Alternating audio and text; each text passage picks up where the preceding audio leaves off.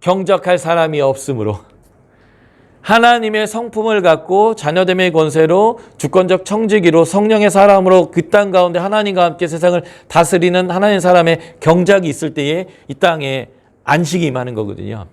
그러니까 우리가 이 땅에 존재하는 이유는 무엇일까요? 이 땅에 안식을 주기 위한 거예요. 이스라엘 백성이 출애굽해서 가나안에 들어가야 된 이유가 뭘까요? 그 살인과 음란으로 가득한 그 땅에 하나님의 안식을 가져오기 위한 하나님의 법과 뜻을 아는 백성으로서 살기 위해서 가나안에 들어간 거죠.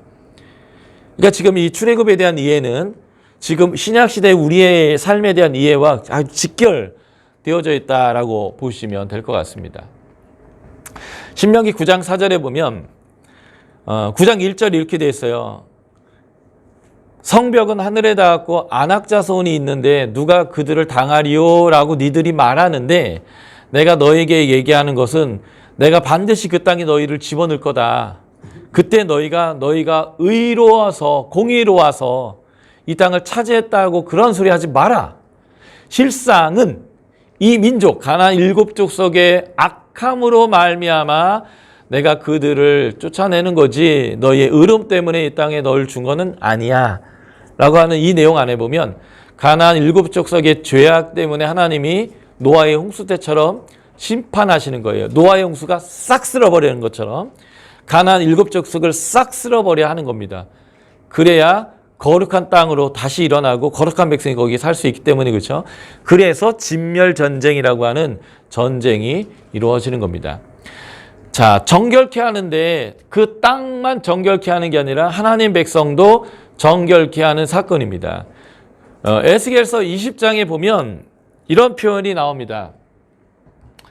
너희는 눈을 끄는 바 가증한 것을 각기 버리고 애굽의 우상들로 말미암아 스스로 더럽히지 말라라고 했는데 너희는 그 하나님 말대로 그 우상들을 버리지 않고 애굽의 우상들을 떠나지 아니했다. 이게 이제 성경에 언급되는 애굽에서조차도 이 백성이 우상을 숭배했다라고 하는 명확한 언급이에요. 그래서 하나님이 열이 받아서 다 죽여버리려 했으나 내 이름 때문에 참았다. 광야에서도 또 그랬는데 내가 내 이름 때문에 참았다. 또 참았다. 가나안에 와서도 참았다. 이 표현을 반복합니다. 그런데 5번째 표현이 뭐냐면 이젠 못 참겠다. 그래서 못 참은 게 뭐냐면 하나님이 성전에서 나가버리시는 거였어요. 그리고 적이 들어와서 싹 쓸어버리는데 가나안 7족속을 이스라엘 백성이 쓸어버린 것처럼 하나님이 택한 몽둥이인 바벨론이 와서 싹 쓸어버립니다.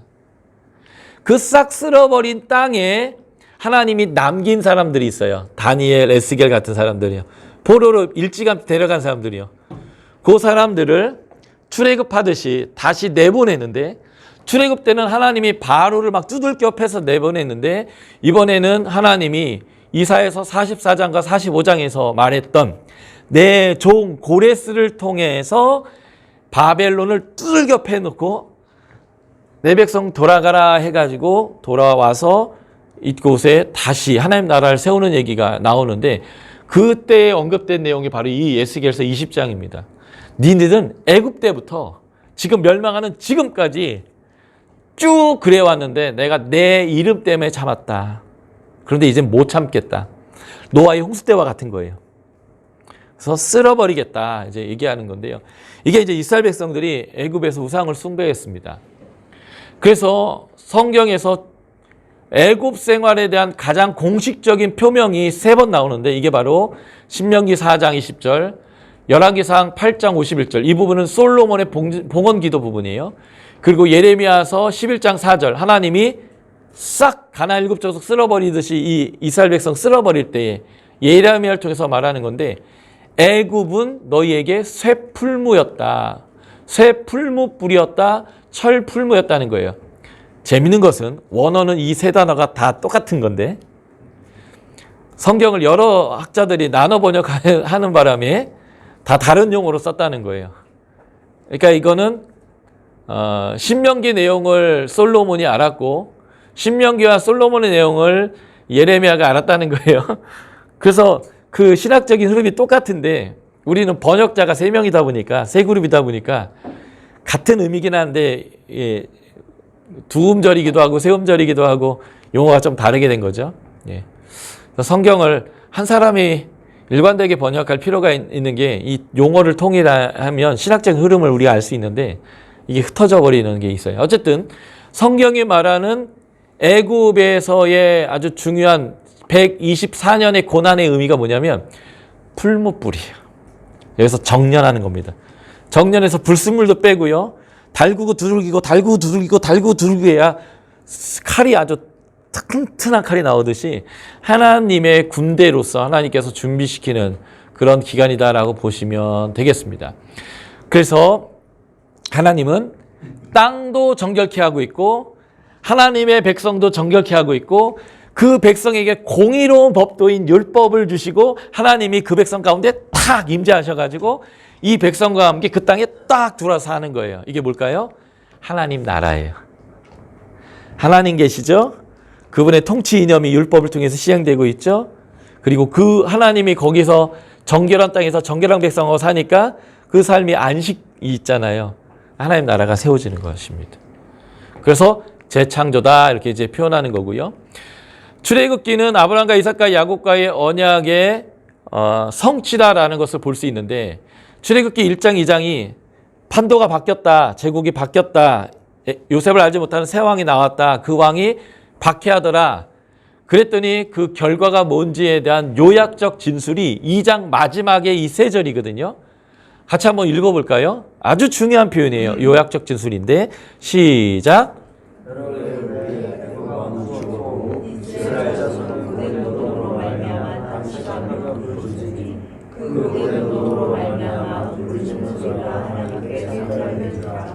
하나님 그들의 고통을 들으시고 하나님이 아브라함과 야곱에게 세운 그의 언약을 기억하사 하나님이 이스라엘 자손을 돌보시고 하나님이 그를 기억하셨다. 네, 여기서 아주 중요한 단어가 기억하셨다예요.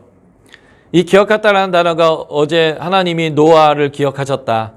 방주에서 떠다니는 노아를 기억하셨다. 똑같은 자카르라고 하는 히브리어인데 이 단어를 하나님이 기억하셨다라고 하는 것을 계속 보면 하나님은 자기의 백성, 언약 백성, 자기와 동행하는 백성을 늘 기억하고 계세요. 그리고 그들에게 하나님의 약속을 지켜주시더라라고 할 때 아주 사용되는 아주 중요한 단어가 자카르라는 단어인데 하나님이 노아를 기억하듯이 이들을 기억하셨습니다. 이들을 기억할 때 뭐라고 기억했냐면 아브라함과 이삭과 야곱에게 세운 언약을 기억했다. 그러니까 하나님을 언약의 하나님을 표현할 때 아브라함과 이삭과 야곱의 하나님이다 이렇게 표현한다라고 제가 그래서 어제 말씀드린 거예요. 그러니까 지금 출애굽 사건은 전적으로 하나님이 기억하시고 신실하게 약속을 지켜주시는 사건이다라는 것을 언급하는 것입니다. 잘 작아서 안 보이실 수 있는데 이게 창세기 15장이에요. 쪼갠 짐승사에서 맺은 언약의 내용에 보면 하나님이 하신 말들이 있는데 이 출애굽기 3장 이 3장 부분이 뭐냐면 하나님이 호렙산 시내산에 모세를 불러다가 내 발에서 신을 벗어라 라고 하면서 가서 애굽에서 내 백성 구해와 라고 하는 표현 부분인데 이 부분이 창세기 15장과 똑같아요. 언약의 주체가 이 아브라함과 이삭과 야곱의 하나님이시고요. 애굽의 압제가 있었는데 하나님이 출애굽에 대한 약속대로 하나님이 출애굽시킨다. 그런데 창세기 15장의 14절에 보면 빈손으로는 안 나올 거다라고 언급했는데 여기에다 보면 빈손으로 나오지 않게 할 거다라고 하나님께서 다시 모세에게 얘기해요. 그리고 땅에 대한 약속이 언급되어지는데 그러니까 지금 여러분들 잘 안 보이셔도 제가 이제 나중에 드린 PPT를 자세히 보시면 하나님이 아브라함과 창세기 15장에서 언약한 그 내용을 그대로 지금 사역자로 불러서 애굽으로 보내는 모세에게 2번 반복했어요. 똑같은 내용으로. 그러니까 제가 아까 이 전 시트에서 보여드린 이스라엘 백성이 부르짖었더니 아브라함과 이삭과 야곱의 언약을 기억하셨다.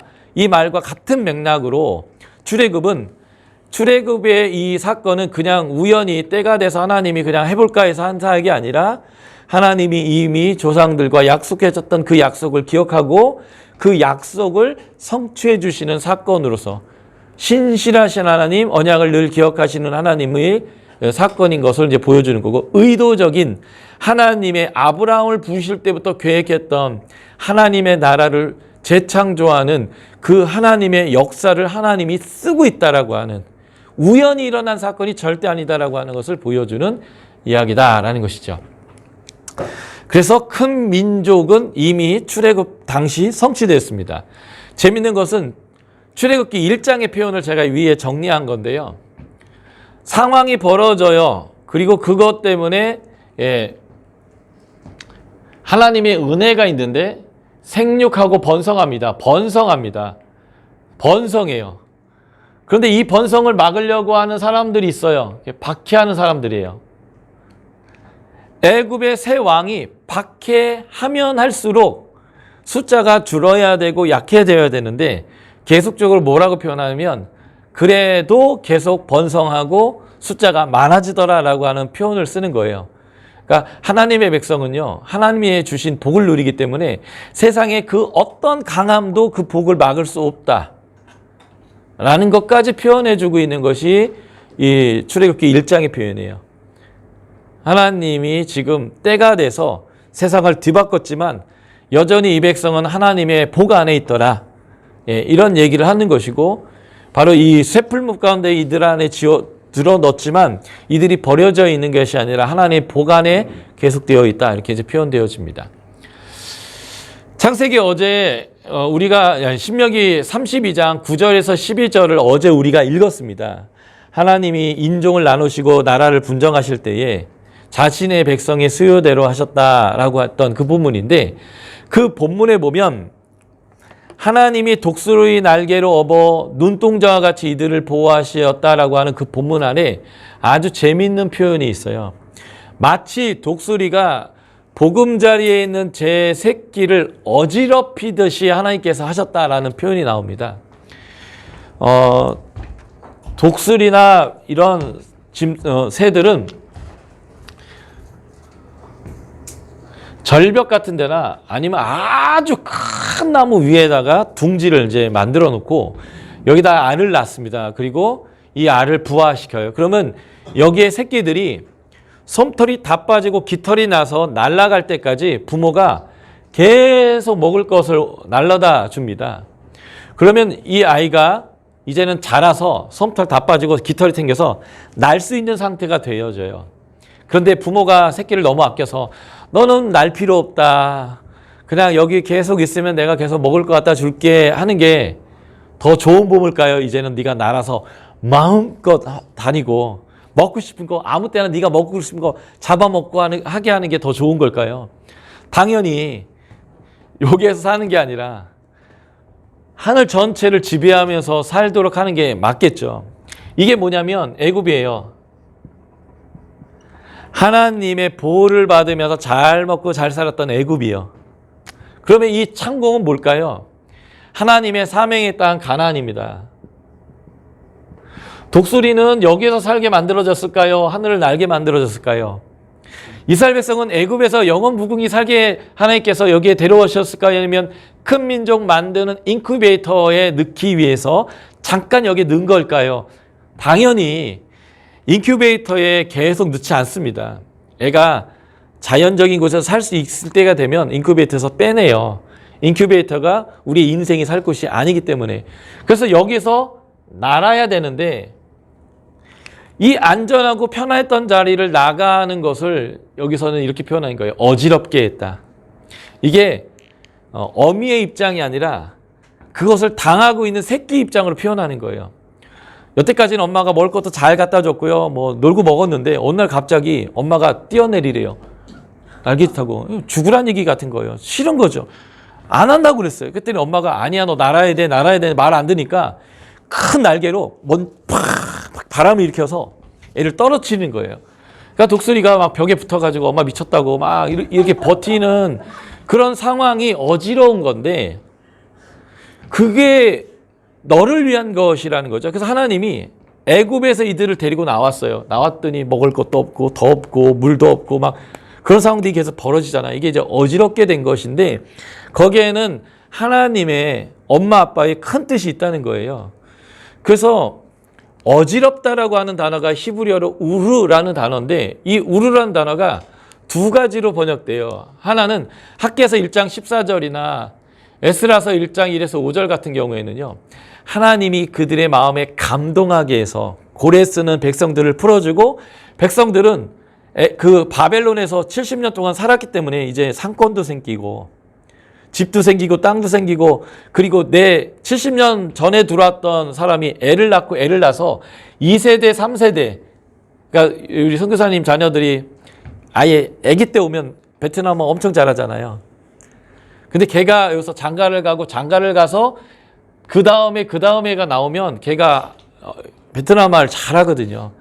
예, 그런 것처럼 바벨론에서 아주 살기 딱 좋게 됐는데 하나님이 다시 가나안으로 유대로 돌아가 그러는 거예요. 유대는 이제 아무것도 없는데 그럴 때 뭐라고 표현해요? 감동하셨다고 표현해요. 그러니까 어지럽게 한다, 감동한다가 하는 용어인데 당하는 입장에서는 어지럽다. 위대한 하나님의 나라를 세우는 그 특권을 주는 하나님의 입장에서는 감동한다 이렇게 표현해요. 이게 뭐냐면 역사 해석이라는 건데 여러분들이 한국에서 잘 나가고 잘 살고 있었는데 하나님이 나를 선교사로 보냈을 때 어떤 사람은 왜 나를 굳이 우리 땅도 아닌 곳에 힘들게 살게 나를 왜 보냈어? 라고 생각하는 사람은 우르가 하나님께서 나를 어지럽게 했어. 이렇게 하는 거고요. 그 하나님의 마음을 잘 알고 나는 이게 너무 좋아서 이걸 가겠다 하는 사람은 하나님 나를 감동하셨습니다. 이렇게 간증할 때 여러분들은 어떤 용어를 쓰세요? 난 당했어. 로 쓰세요? 아니면 나는 하나님의 감동을 받았습니다. 부르심을 받았습니다. 기꺼이 나는 기쁨이 이렇게 나왔습니다. 당연히 애굽이든 바벨론이든 거기에 430년 70년 살았기 때문에 살만하거든요. 그런데 돌아와야 될 땅이요. 정복해야 될 땅은요. 싸워야 돼요. 아무것도 없어요.